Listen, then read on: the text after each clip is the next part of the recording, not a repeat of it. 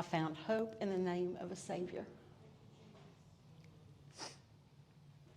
Many people who don't struggle with anxiety don't understand that it's in our head, but we can't get it out.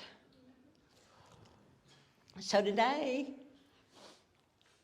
is all about being a body that supports and loves them through it.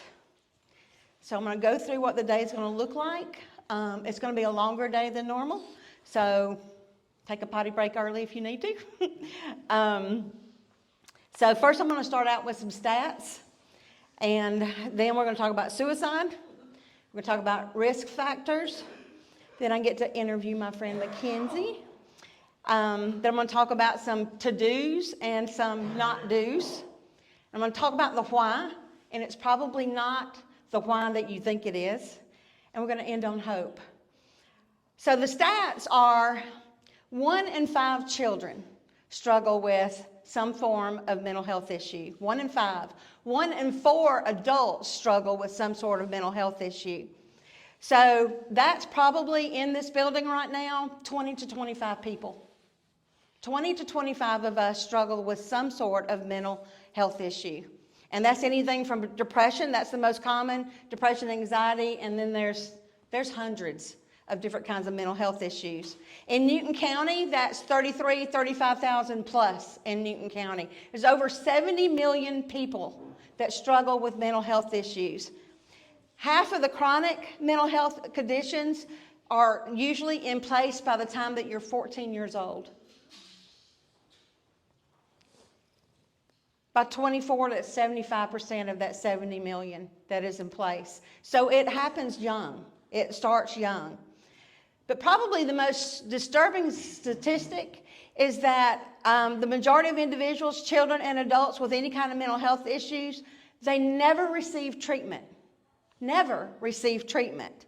And for those who do, the average period of time of onset, whatever the mental health thing is, when you're the 4-year-old or the 6-year-old or the 10-year-old, to the time that you actually, parents like, there's something not quite right, or if it happens whenever you're older, and then you know that there's something quite not right, or the people that love you, 11 years can go by between the onset of mental health issues and the treatment.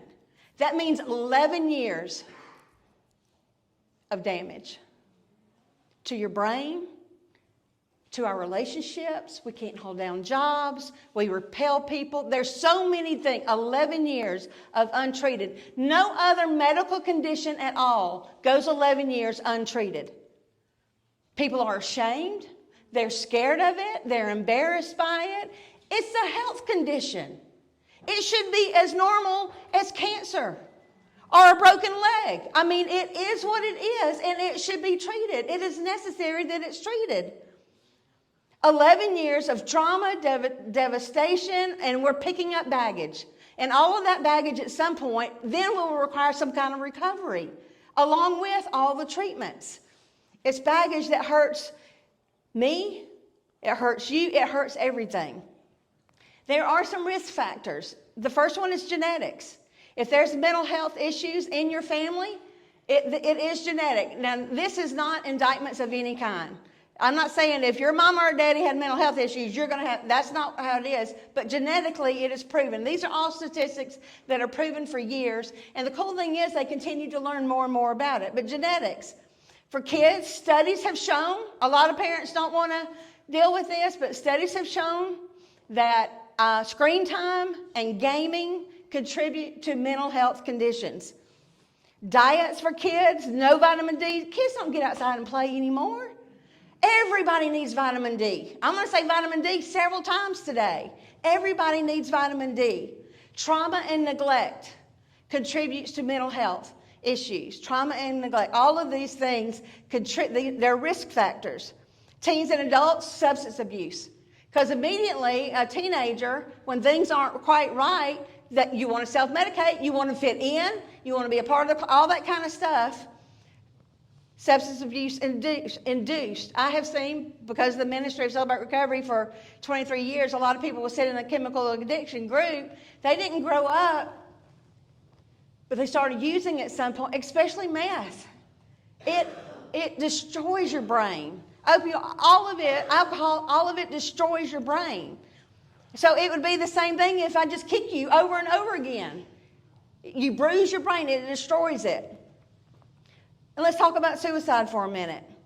90% of all people who take their lives have alcohol in their system. Alcohol, substance abuse, is a contributing factor to suicide. Suicide is one of those things that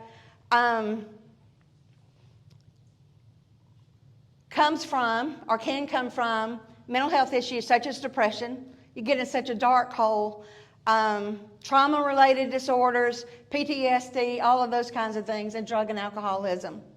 Suicidal thoughts are a symptom. It's a symptom. And it can be treated. Like any other symptom, it can be treated. The person who has the dark thoughts just needs to share it. They just need to tell somebody that I'm afraid. I don't like where I'm at right now, and I need help. You just got to reach out for help. Risk factors for suicide is family history of suicide, mental health issues, and we had an incident that happened several years ago, and our leadership team was directly affected by someone killed. It was attempted homicide and suicide, and it devastated our ministry. It devastated the people that knew them.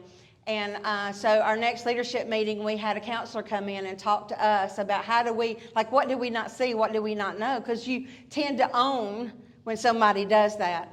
And one of the things that she said during that conversation was that for anybody who commits suicide or attempts to commit suicide, a lot of times that thought is always there. It's like it's always been there. They may never verbalize it. But it's always been there. It's always been an option. And it's heavy. All of this stuff is heavy. It's scary. But we're going to talk very candidly about it because I believe there are answers. I know that there are answers. So, last 2 Aprils ago, we met Heather. And then, so in April, and then in August, we announced that we're going to start at Hope. And Heather knew immediately that she was coming to Hope with us. She's a charter member and all that good stuff. And at that point, we had never met Makenzie. She had never come around. She'd never come to church, any of that kind of stuff. And so, but on our opening day, Makenzie came. And so met her for the first time. And she took me and Brad to the back office, to her office. And she said, okay, I'm here today, but I'm probably not going to come here because I got anxiety. And so I said, okay, but I'm so glad that you're here today. So 20 months later, she's still here. She is still here, right? And I think one of those things, one of the reasons why is because what she received in that first conversation was, okay, but I'm glad you're here today. It's one answer. That's one answer. So whenever we started a month of hope and testimonies, first talked to Heather the first of the month and asked permission, got her feedback, her thoughts about interviewing Heather today at the end of the month. And so we've been praying together about it. Makenzie and I have met 3 times this month, lining out this interview. And so we are ready, right? So y'all help me bring up Makenzie.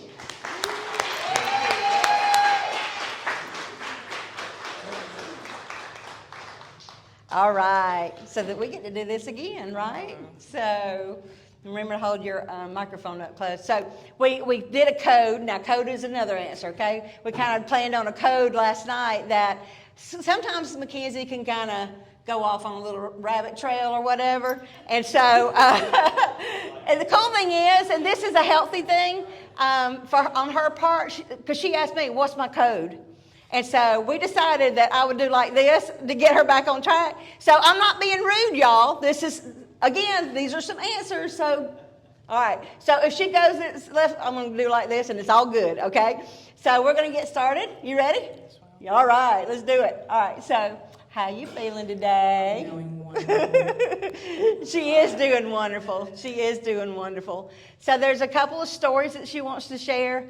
And let me just say that there's a lot of things, especially for people with some of the schizophrenic and some of the really detrimental.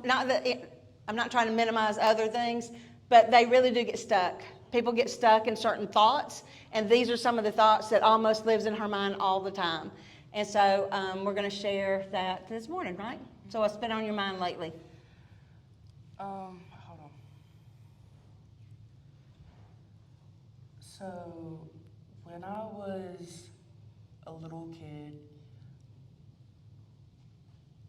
that's when I wasn't on medicine and everything. I was hitting my mama, and when I graduated high school, I thought I could live without my medicine, but I was hitting my mama. But now I know, don't take her medicine. But also my papa passing away, my grandpa.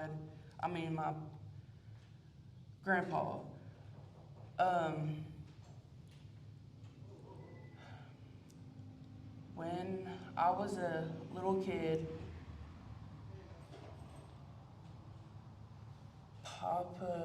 when Papa had cancer and everything, that's when we stopped going to church, and I felt like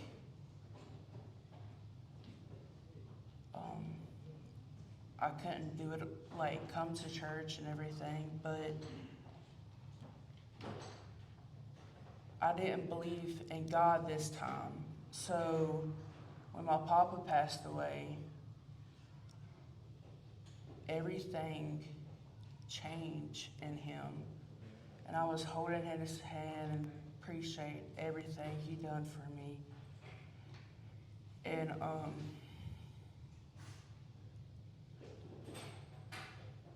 his whole body changed.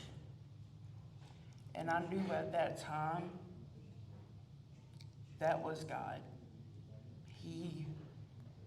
I know my papa was going to heaven. Mm-hmm. And the same thing happened to my grandpa. He was waiting for me to get there. And I was holding his hand and telling him how much I appreciate him, though, because I didn't have a bond like me and my papa did, but I wish I did.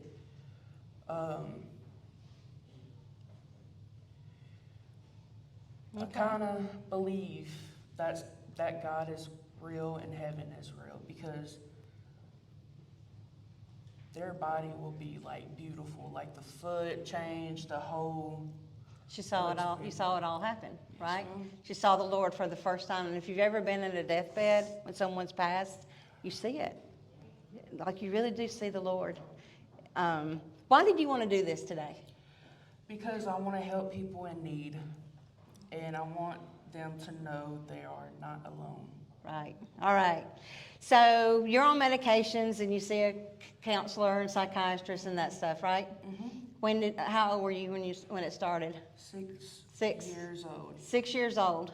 So Mama started taking care of her at 6 years old, knew that something needed to be addressed. Can you tell us what your diagnoses are? ADHD, anxiety. Okay, that was my cue. Global development delay, mood disorder, sensory processing disorder, moderate intellectual deficiency, and schizophrenic. Have you noticed any specific triggers for your symptoms? Drama, stress causes anxiety. That is very normal for everybody, right? So you are no different, chick. It always causes anxiety for anybody. But if you already struggle, it intensifies. So if you bring drama up in here, you got me to answer for it, all right? I'm just saying. Leave the stress and the drama Yeah. over there. I'll- All right. All right. What do you do to take care of yourself? Take a hot shower, relax in a safe place, and it calms me down. Get out of the house, be with safe friends, ride four-wheelers, go to the gym. So- Gym is my peace. She loves the gym. So finding something that helps take care of yourself is important. What happens when you don't take your medicine right? I cry, feel anxious, angry, confused. Confused, okay. How have you found any coping strategies that work well for you? When people talk in my head, doctors say to put in headphones and don't listen to them, but that's hard to do. I tell my mom, and it can last for days and prayers. Prayers. Would you like to talk about what's been on your mind lately? My papa and my grandpa. Those are things that are always on our mind. Helping people, I don't want them to think they're alone. Serve with my mom at the homeless shelter. Serve here. Is there anything that you find particularly challenging at the moment? Keeping a job, getting my driver's license, but not ready for it. And how can we best support you? I know I can come to y'all for anything. She knows that she can come to us for anything. That is huge. Yeah. This is my favorite word and everything, because when I was going through a lot of stuff, and my favorite word is belief in yourself, because when I was going down here and everything, I thought I couldn't believe in myself. That's good. So that positive self-talk and that attitude of believing in yourself is important. I'm going to invite Heather to come up. And so whenever she sent me the list of diagnoses at the beginning of the month. And thank you. Do you mind putting that over there? Thank you. And so whenever she sent it to me, this is what was in the text whenever she sent it. She said, I have never shared this with anyone, but it's time. Only me and my parents and her dad have been told. Only just a couple of people knew. I've always just made sure that she got the care that she needed, and I wanted other parents to not be afraid to come forward. They are not alone in this. Before I gave my life to Jesus, I would always just ask, why me? Now I know that he gave me her because she is so very special inside and out, and he knew what he was doing, and I thank him every day. That's why she did it. She loves her daughter, and it is time. It is time, and it is vital that you bring in a community that can love and support you through it. These two are two of my favorite heroes. They really are. They struggled through a lot, but they've included people in their lives to help them through. And those are big steps. Those are big steps. And so I'm very, very proud of them. Okay.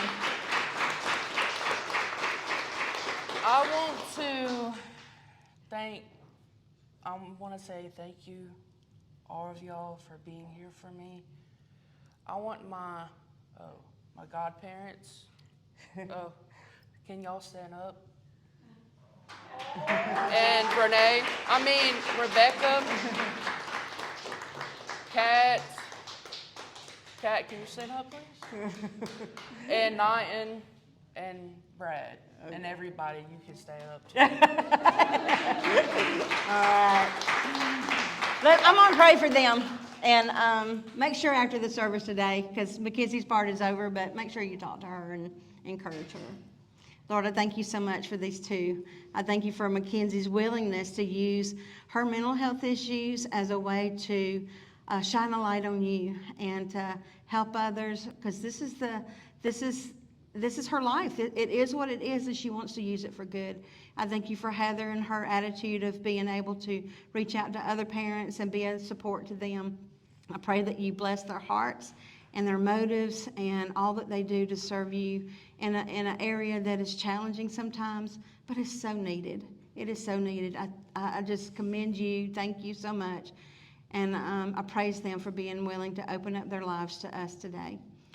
Bless them and all that they do. In Jesus' name, amen. Amen. Thank y'all. Love y'all.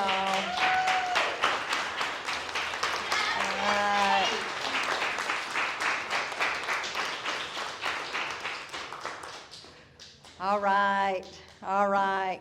So she calls me Nana Renee and Brad Papa Brad, and everybody has a lot of different nicknames, and she means it. Like, she means it. We mean that much to them. So so now we're going to enter into like the preach time, okay? What I love about them is they've invited people into their lives, and they have prayer warriors, they have people that they can reach out to, and they have cheerleaders. Everybody needs those people in your lives, with or without mental health issues. We need that. So how can this happen? And how can the support system, happen to you in your life and or into your loved ones' lives? I'm going to go through the questions that I asked Makenzie and kind of give some answers where we can be included. So some of these answers are for you specifically if you struggle with any sort of mental health issue. And then many of the answers are also for anybody who cares for. You're a caretaker for someone who struggles with mental health issues. So the first question I asked her is, how you feeling today? So that's a question that we can ask anybody. How you doing? And why is it, like, Clayton got out of the small group without saying a word, but his first thing was, I'm good? Why is that always the answer? Not that I want you to throw up on me every time I ask you how you're doing, but there's a level of honesty that is needed. There's a time and place for all of it, but we should be asking, how you doing today? How are you doing? Like, just care about them. Call or text them out of the blue. Hook up for lunch, any of those kinds of things that we can support them. Can you tell us what your diagnoses are? It is vital. I'm going to say vital probably 30 times, okay? It is vital that we know what our diagnoses are and we understand what they are. Now, some diagnoses, they're too big. Like if I'm in a mental state that I don't understand what it is, it's too big for me to really verbalize it or understand it. But that's why it's vital that we have caretakers that does understand, and we can help them, especially in episodes. And episodes are very normal. It's important for us to understand what they are. It's important for the people in your care to understand what they are and the do's and don'ts. And we're going to talk about those. Medication, psychiatrists, counselors, all vital. All of this is the treatment part of it. It is vital. It is vital to get help, to get treatment. It is vital. It is vital for the caretakers to always make sure that these things are done. Medications. Medications are something that, especially any kind of psychotic depression, any of those kinds of medications, they are meant to take when the doctor prescribes on time every day. It's like time released. And within just a couple of 3 hours, if you haven't taken it on time, there are effects. You may or may not see it or feel it, but others do. It's so important that you take it on time. So if you take it at night at 9 o'clock, you take it at night at 9 o'clock. Set your alarm on your clock, put up sticky notes everywhere, make sure that somebody else has the alarm on their clock, their phone, that it goes off, and this is what we're going to do right now because it's important. It is so important.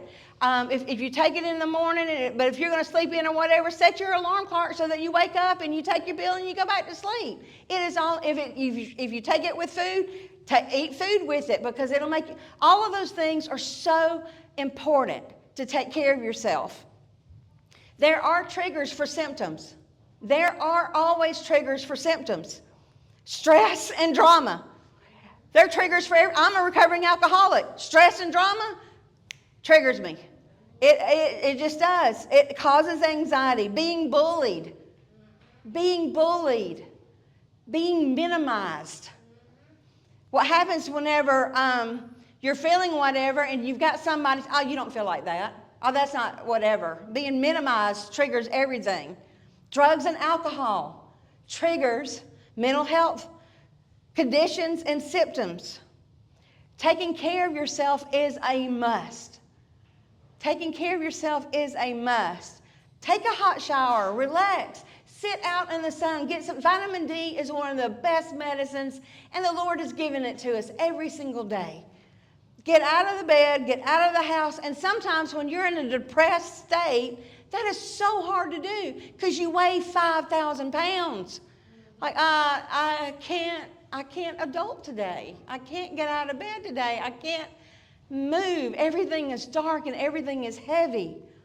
That's why we've got to have people in our corner encouraging us and even showing up. Come on, chick, you getting out of bed today. I'm going to put you in the shower or we're going to go for a walk. Whatever it is, like we need those people in our life. Being with safe friends, encouraging friends, riding a four-wheeler. Who doesn't love to ride a four-wheeler, right? Just getting outside and having fun. Going to the gym, doing things that bring you joy. It's so important. What happens when you don't take your medication right? This is so important. Makenzie said that she cries and she feels anxious, angry, and confused. Now, I have witnessed Makenzie several times over the last year and a half when she hasn't taken her medication correctly. And whenever she walks in the door, I know that she hasn't. She's either late or she skipped a day or whatever it is. I know that she hasn't done it right, taken her medications right, because she's not the Makenzie that you saw today. She's not that person. And she is very anxious. She's very quiet. She does cry, and she wants to be alone. But the greatest thing about her is that she comes anyway because she knows this is her safe place.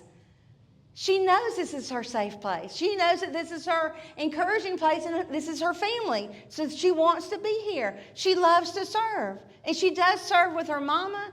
You're going to see her out there waving and greeting people. Those things are important. But what happens when you don't take your medication right? Whenever we see somebody struggling, give them space to struggle. Give them an unjudgmental place to struggle. Extend grace and patience. Give them a hug. Love on them. Just be quiet. Sometimes, you know what? Words aren't needed because the hearts connect. A smile goes a long ways. It really does. A quiet, safe place. Because usually once the medication catches up, it's like, it's all good. It's all good. Have you found any coping strategies that work well for you? Continuing to find things to help you cope is going to be an ongoing journey. Normally, any kind of mental health issues, they will build on each other a lot of times, or medications will need to be tweaked at some point. There's lots of things. It is a long, hard journey, but it's one that you're continuing to learn about and from, and you keep trying to figure out ways to help cope. The biggest thing is do not self-medicate. What most people want to do, with or without mental health issues, during stress, during hard times, whatever, is you want to self-medicate. A lot of times it's vegging in front of the TV all day. It's lots of different unhealthy coping things, but drinking and drugs are probably the number one thing. And here's the thing about drinking alcohol. Alcohol is a depressant. It will cause depression. It brings you down. Now, for the moment, I feel good because I ain't caring about nothing. But every time we take the drink, it damages our brain. Now, if you're on an antidepressant and drinking, it does not work. On the prescription, it says, do not drink while taking this medication. It does not work. Guess what? You're going to be as depressed and more depressed if you're drinking. Self-medication never works. And you're always going to be here as long as you do that. Never works. So find healthy ways to cope. And that's hard to do. That's why we need a body of encouraging people to help us figure that out. And it's trial and error. Okay, this didn't work, so let's try something different tomorrow. That's good, because then you're moving forward. Is there anything that you find particularly challenging at the moment? So that's a conversation that we can have with different people. Keeping a job. You've had, 4 or 5 jobs in the last year and a half that I've known you. It's hard to keep a job with mental health issues. It is. It's not impossible. Now, before we started Hope, this is a ministry. I know it's going to happen, but this is a ministry that I see Hope Church having. And has anybody ever heard of special needs? Needs is KNEADS. I love this ministry. It's a cafe, and they hire people with special needs, and it could be mental health issues. It can be they're in a wheelchair. It can be a wide variety of special needs, but it's a bakery. And so they employ people, and they teach them how to bake cookies, and they have, they do this amazing, it's puff popcorn covered in white chocolate. It is to die for. It is so good. That's how when I found it, but what they do is they sell on consignment, they give their desserts to different restaurants, and they sell it. And so it was, Foggy Bottom in Loganville has that puff. Anyway, that doesn't matter. But anyway, we bought it, and that's when I learned about this ministry. What I want Hope Church to have is a ministry that employs people to bake cookies all day, right? And so while people with special needs, whatever they are, we're in there in the kitchen baking cookies and cupcakes and making that puff corn and everything, while mamas and daddies are getting support. What an amazing ministry that would be. And they feel validated, they feel important, they feel like a grown-up, they feel all the things that many of us do from a job. It's needed. They have a lot to contribute. I can't imagine this place without Makenzie. I cannot imagine her without Makenzie. This without Makenzie. They add value, but keeping a job is difficult. Getting her driver's license, she so much wants her driver's license. But whenever we rawly talked about getting her driver's license, she knows it's not safe for her or others at this point. I don't know if it will be. I don't know, but these are things that the conversations, you got to have them. So those are always going to be challenging moments in anybody that struggles with mental health. How can we best support you? How can we best support anybody who struggles with mental health? Is being patient. Being patient with them, loving them where they are, as challenging as it may be for you, for them, for everybody, loving them where they are, encouragement all the way. There's got to be healthy boundaries. There's got to be some sort of expectations, such as taking your medication. It's a must. There's got to be some of that, but we've just got to be patient and loving. Making sure that we're available for them. Be an active listener. I can always tell when I'm talking to somebody and they're looking straight through me. They're either listening to respond, or they're not listening at all. One of the worst things that we can do while talking to anybody is not being an active listener. Be an active listener. It speaks value to them. Don't argue or minimize their thinking. If they're in a hallucination, if they're in an episode or whatever it is, and you try to discard it, you try to tell them that it's not real, you try to minimize it, you are wrong. Because it is very real in their head.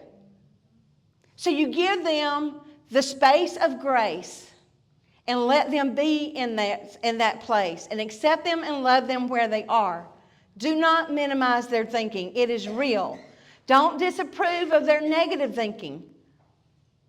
All of that belittles them. It discards what is really going on in them. Just give them the space. But here's the encouragement. They will come out of the episode. There's always, this is how it is. And you know what? For people that don't struggle with mental health, this is how it is, ain't it? Life is like that. We have the hard days and we have the good days. If I got rejected on all my hard days, I'm not going to invite you into my good days. We're not going to do that. Reflect on their feelings. Repeat back to them what they've shared with you. That's how they know if you're listening. That's how I know if you're listening to me. We need that. That's connection. That's mental connection, emotional connection, and heart connection. We need that. They need that.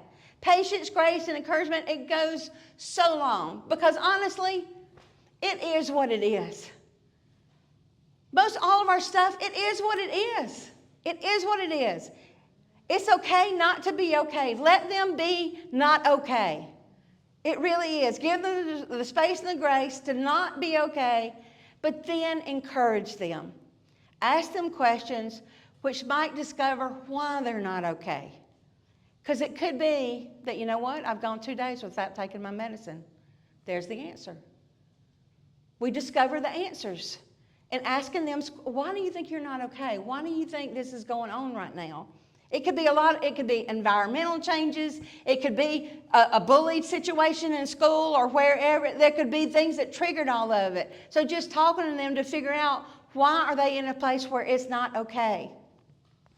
Every one of us should approach self-care in a very holistic point of view. Our spiritual, physical, mental, and emotional. All of it is connected. We are one body. All of it is together, and we need to treat it all exactly the same. It is vital that we do this. We've got to take care of our whole self. Diet matters.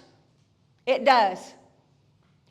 Preservatives, sugar, caffeine, it is bad for your brain. Bad for everything else too, but it is bad for your brain. It really is.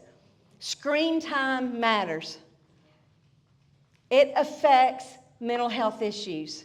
It makes things worse. Gaming, all that kind of stuff. Proper amount of sleep is vital. I have OCD.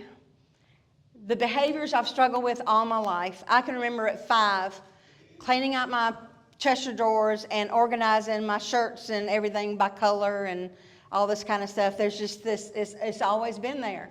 The behavior I've always struggled with, and through recovery, I've learned that my issues don't have to become your issues. Some days I can nail it, and sometimes I can't, because it's in my head. It's just in my head. The disorder, thankfully I don't struggle with the disorder all the time, but the disorder is like a light switch.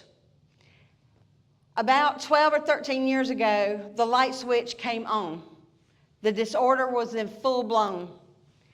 And I didn't see it coming, not at all. We were in a conference in Maine or somewhere, speaking to, 800 people or whatever. Me and John, we were co-teaching and training, and there was this one particular time in it where there was this like Q&A interactive thing with the crowd, and there's 1, 2, 3, 4, 5 things that we were going to discuss. And so for years before then, we've served together for years. For years before then, it was just somebody, guideline number 4. And so we would talk, it just like popcorn it. It's all good, popcorn. I understand what that is. On this particular day, somebody shouted out number 3. And I'm like, but there's 5 of them, and it starts with 1. Well, everybody laughed. It's a joke, right? But that's when it clicked. That's when the light switch came on. And so John started to elaborate on number 3, and I look at him and I'm like, but we've got to start with number 1. The disorder kicked in. I didn't see it coming. 2 days later, we fly back home. We've collected magnets. Love my magnets on my refrigerator. I got out of the car, and I stand in front of my refrigerator to add Maine to it. And at that moment, I needed to rearrange my magnets in geographical order. 3 hours later, I am still standing in front of my refrigerator, rearranging my magnets in geographical order. My disorder requires me, it tells me that I'm stuck. And until my brain says otherwise, I am glued to whatever it is. And so Brad's in and out. He's bringing in the luggage. He's unpacking. He's like, Renee, what are you doing? And I'm like, I'm rearranging the magnets. But you've been standing there for hours. I'm like, I know, it's not right. And then a couple of days later, I'm trying to figure out what to wear. And 5 hours later, I'm still standing in my closet because I can't decide what to wear.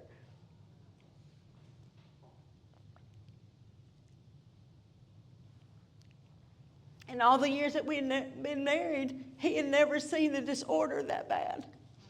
That flip of the switch lasted for 2 years. I couldn't make decisions. I got stuck on everything. It's a wonder I didn't lose my job. I needed to have lost my job. But my brain was not functioning correctly. It required counseling. It required medication. It required me doing things differently. It was necessary. It was vital. It was so hard. But in all that, I realized that sleep deprivation is horrible on anybody and everybody. But for anybody with a mental health issue, your brain must rest. It must. It has got to sleep. For me, it was a reset. Unfortunately, I was manic during that too, and I could barely get a couple of hours a night sleep. I just couldn't sleep. Normally there's 50 sticky notes and file cabinets always opening, and I'm always thinking and all that kind of stuff. But now this is like I'm walking through Las Vegas. Everything was loud and big, and it never quit. I could not sleep, but my brain needed to reset. Sleep is vital to everybody, but for anybody that has a mental health issue. Exercising, being outside, that vitamin D, it is so good for you. It is so good for you. And sometimes I just need to get up and go walk, and it's hard to do. But it gives us happy juices, dopamine, it's like happy chemicals. Everybody needs happy chemicals. Doing things that bring you joy, taking your medication as prescribed is all a must. It is a must. It's so important. Having healthy friends matters. Creating safe spaces, healthy environments filled with patience and grace, it all matters. They need a place where having a meltdown is okay. I've seen Makenzie have meltdowns, and it's okay. You hug her and you love her through it. It's okay to have the meltdown. As a matter of fact, just like Clayton in that video, it was all in his head. It's all there. You just don't know what to do with it. It can't come out. And whenever it tries to come out, it doesn't make sense to anybody. So eventually, you quit trying to say it because they minimize you or discard you. But we've got to have that safe place where you know that you're going to be loved regardless and through the angry outburst or whatever it is. What if we had a safe room? I would say a padded room, but that might make you think of something else. But a safe room with a punching bag in it. A punching bag, fidget toys, coloring crayon, color pages or whatever. It's like, go to your safe room, right? And you know what? If you just kind of let all that anger and frustration, anxiety out in the best healthy ways that you can in a safe space, just getting it all out, you feel so much better. And that's for people without mental health issues. That's why walking and going to the gym, exercising, eating fruits and vegetables and bright colors, it all helps your brain work so much better. To allow people to have those angry outbursts to happen, and it's okay. It's a safe place to do it. While you have prayer warriors going to the Lord on your behalf. It's vital. It is so important that we have prayer warriors. Yes, it's okay not to be okay, but it's not okay to live there. It's not okay to live there. That not okay could last hours or maybe a couple of days, but it's not okay to live there. Because the longer that we live there, the more baggage we're picking up, the more we've got to recover from, the more damage we do to our relationships. It's not okay to live there. So you need people that can be honest with you to say, okay, it's time. What are we going to do here? You got that cheerleader, like, let's do it. Let's be honest with ourselves and somebody else. Counseling, medication, support groups. Some are always going to be needed. Maybe not for a lifetime, maybe just in seasons. I've been in counseling several times over the last 25 years. Why is all of this important? Why should you take care of yourself? Why? Because you're worth it. You are worth it. Your mental health issue does not define you. It does not define you. You are valuable. You are valuable to God. You are worth it. You're valuable to God because He created you. Do you know that He loved you? He formed you. He created you. He had you in mind Before he created the world, he knew you then. You are valuable to him. He created you in his image. You are valuable because of who you are. You are his daughter. You are his son. You are his child. You are valuable because of who owns you, who loves you.